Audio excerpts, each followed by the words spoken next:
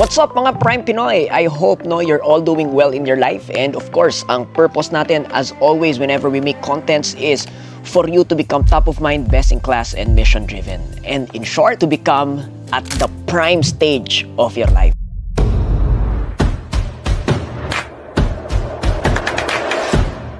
So for today, sasagot lang tayo ng ilang mga tanong kasi may maraming nagtatanong sa atin sa ating NGL. At kung ikaw gusto mo mag-send ng anonymous questions, just go to ngl.link/lifecoachmix. Okay? At tatry natin sagutin yung mga tanong. I guess for the past few days, we've been answering questions already in our stories. Pero of course, there are certain questions na mas maganda kung video ang ipangsasagot natin dyan. So, ready ka na ba?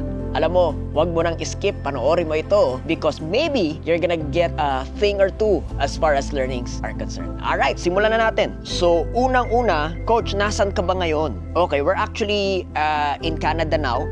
For the past few weeks, umiikot tayo. Hindi naman talaga to tour, it's more of a vacation. And every single week, we're going to a different state. Alam nyo naman that 2 weeks ago, we were in San Francisco. Okay, we did an immersion tour in Silicon Valley. Pinag-aralan natin doon what makes an exponential organization exponential. Okay, pinag-aralan natin ano yung mga characteristic ng mga tinatawag nila na unicorn companies. Okay, tinignan natin ano yung kanilang culture, how do they operate, what are their working mechanisms, what is the company culture as I've mentioned a while ago. So, 2 weeks ago, we went to San Francisco and then last week, pumunta na tayo dito sa Canada. Okay, I think we're going for Portland next week and we're going for Alaska 2 weeks from now. And then, ang last stop natin will be in Alberta, Canada, 3 weeks from now before we go home. So, this is maybe an example of, ito yung lagi nating sinasabi, you gotta work hard, but you gotta enjoy life as well. There has to be that balance, no? Yung first extreme kasi na lagi nating sinasabi is yung work hard lang. Okay naman yon na mag-work hard ka, pero kapag hindi mo na-enjoy yung buhay, para saan pa yung pagtatrabaho mo? Para saan pa yung iyong work hard, di ba? So, kailangan, hindi pwedeng puro work hard lang. Hindi pwedeng puro hustle, puro grind. You gotta protect your mental, emotional, and spiritual health as well. Pero meron namang mga tao doon sa another extreme. Ano yung another extreme? Ito naman yung nasobrahan. Feeling ko abused na yung paggamit nila ng term na mental health, no? So ito naman yung puro laro, puro sarap sa buhay, walang hard work, walang disiplina, walang hustle. That's equally not okay, no? Hindi pwedeng puro ka lang play hard. Kailangan, you gotta work hard, you gotta play hard. You gotta work hard and you gotta build memories. At yun yung ginagawa natin, no? We're now on vacation because nakita nyo naman, before having this vacation, how hard we work.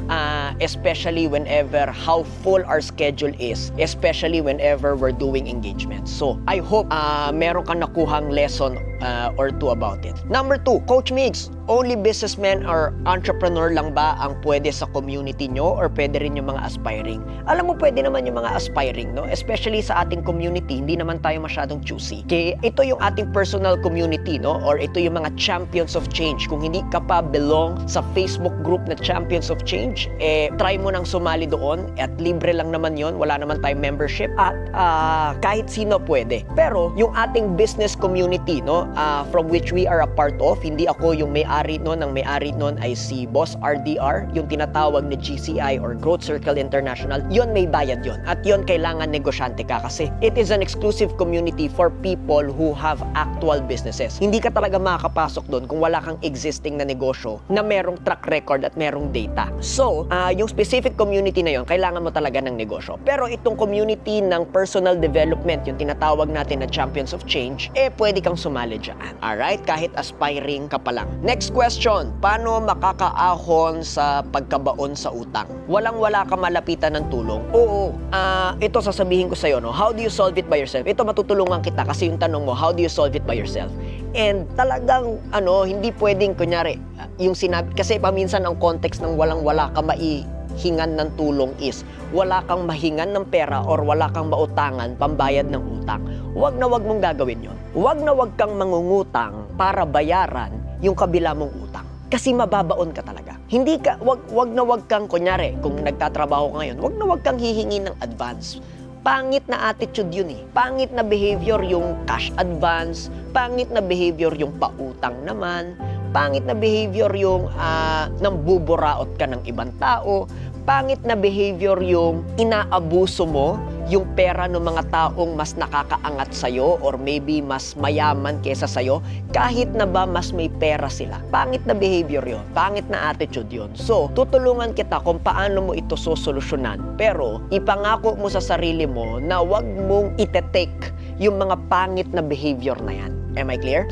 So, paano mo nga ba ito gagawin? Number 1 is start learning sa YouTube. Marami namang libre, di ba?